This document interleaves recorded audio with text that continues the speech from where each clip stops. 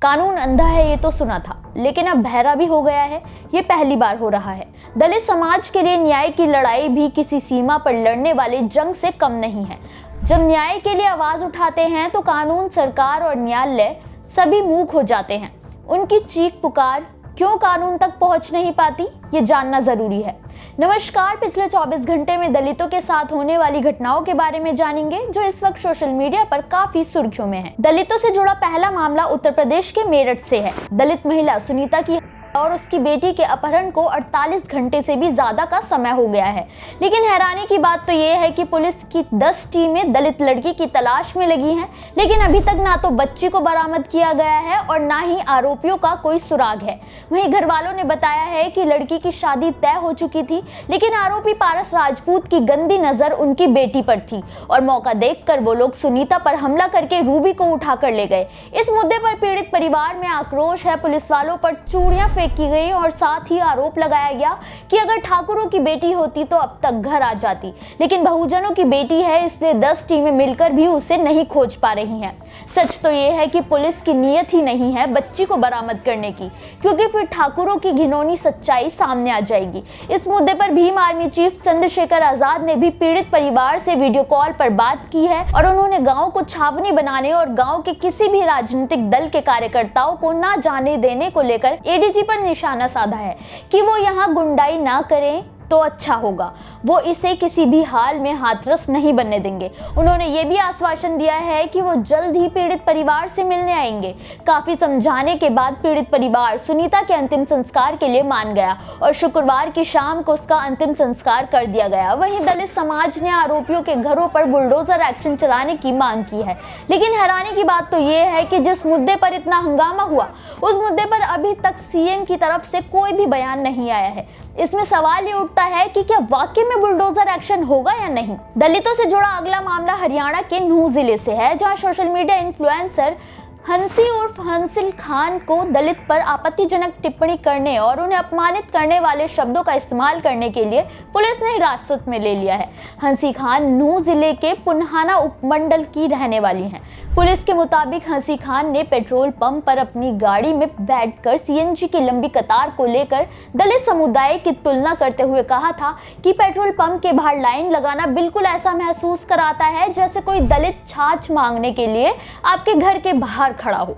वे कहती हैं कि या तो पेट्रोल या फिर डीजल गाड़ी लें, सीएनजी की नहीं। हंसी खान ने अपना ये वीडियो अपने सोशल मीडिया अकाउंट्स पर डाल दिया है, लेकिन इस मुद्दे से दलित समाज की भावनाओं को ठेस पहुंची और पुन्हाना के ही वार्ड नंबर 8 के रहने वाले रोहित ने हंसी खान के खिलाफ SC/ST एक्ट की तरह मामला दर्ज करा दिया है। हालांकि हंसी खान ने अपनी गलती के लिए माफी मांगी, लेकिन पुलिस ने शिकायत के आधार पर दलितों के अपमान करने को लेकर हंसी खान को गिरफ्तार करके न्यायिक हिरासत में भेज दिया है। फिलहाल वो जेल में ही है। दलितों से जुड़ा अगला मामला पंजाब के लुधियाना से है, जहां दलित छात्रा के साथ रैगिंग करने से हुई मौत को लेकर अब यह मामला नेशनल मुद्दा बन गया है। दलित कॉलेज छात्रा की मौत को लेकर संगठनों ने गुरुवार को धर्मशाला में कांगड़ा के डिप्टी कमिश्नर के ऑफिस के बाहर विरोध प्रदर्शन किया, लेकिन बावजूद इसके इस मुद्दे पर कोई सटीक कार्रवाई न होते हुए देखने के बाद दलित अधिकार संगठनों ने चेतावनी जारी की है कि अगर 15 दिनों के अंदर कार्रवाई नहीं होती और छात्रा की मौत के मामले में न्याय में देरी होती है तो महर्षि वाल्मीकि गुरु रविदास महासभा पंजाब बॉर्डर को ब्लॉक कर देंगे। बता दें कि धर्मशाला की छात्रा को 8 सितंबर 2025 को 3 सीनियर छात्राओं ने उनकी बेटी को पीटा था, जबकि कॉलेज के प्रोफेसर ने उसके साथ अश्लील हरकतें की थी। जातिगत भेदभाव और रैगिंग के कारण डिप्रेशन में चली गई थी, जिससे उसकी हालत खराब होने लगी और 26 दिसंबर को लुधियाना के एक अस्पताल में उसकी मौत हो गई। इस मामले में कुछ छात्रा ने वीडियो जारी कर आपबीती सुनाई थी, लेकिन मौत के इतने दिनों के बाद भी अभी तक उसे न्याय मिलता नजर नहीं आ रहा है। अब देखना ये होगा कि राज्य सरकार पीड़ित परिवार की मदद करने के लिए आगे आएगी या नहीं। दलितों से जुड़ा अगला मामला गुजरात के चांदखेड़ा से है, जहां एक दलित युवक के साथ मॉब लिंचिंग करके उसे पीटा गया और उसकी स्कूटी को भी तोड़ दिया गया। ये घटना अहमदाबाद के चांदखेड़ा से है। पीड़ित कीर्तन भाई मनीष भाई वडनागरा ने पुलिस को तहरीर दी कि 5 जनवरी की शाम को केबी रॉयल होम्स के पास में दोस्त वेदांत प्रदीप भाई वर्मा के साथ अपनी स्कूटी से कहीं जा रहा था। तभी हाउसिंग सोसाइटी के रहने वाले मंथन ठाकुर और सिद्धराज ठाकुर ने उनका रास्ता रोका और उन्हें धमकी दी कि वो ठाकुर समाज के ही काव्य उर्फ सी के चौहान से दोस्ती तोड़ दें और अपनी जाति वालों से दोस्ती रखें। इसी के साथ उन लोगों ने पीड़ित को जाति सूचक शब्द कहे और विरोध करने पर लकड़ी की छड़ियों से पीटा, जिसके कुछ देर बाद 5 अज्ञात युवक चाकू, लोहे के पाइप और लाठियां लेकर मौके पर पहुंच गए, जिसे देखकर दोनों पीड़ित स्कूटी छोड़कर भाग गए, जिसे आरोपियों ने आग लगा दी। पुलिस ने इस मामले को दर्ज करके आरोपियों की तलाश शुरू कर दी है और मामले की जांच जारी है। दलितों से जुड़ा अगला मामला हरियाणा के करनाल से है, जहां दलित छात्रों की शिक्षा पर बड़ी गाज गिर गई है।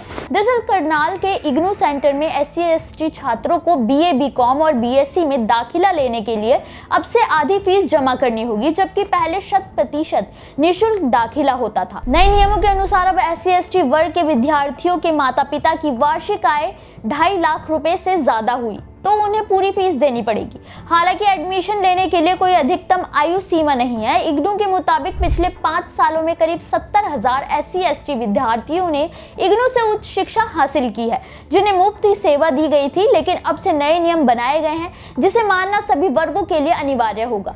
इस नए नियम से कहीं ना कहीं राज्य के SC/ST विद्यार्थियों पर थोड़ा दबाव बढ़ेगा। अब देखना यह होगा कि क्या इससे बच्चों की शिक्षा पर कोई असर पड़ता है या नहीं। दलितों से जुड़ी इन खबरों पर आपकी क्या राय है, हमें कमेंट करके जरूर बताइए।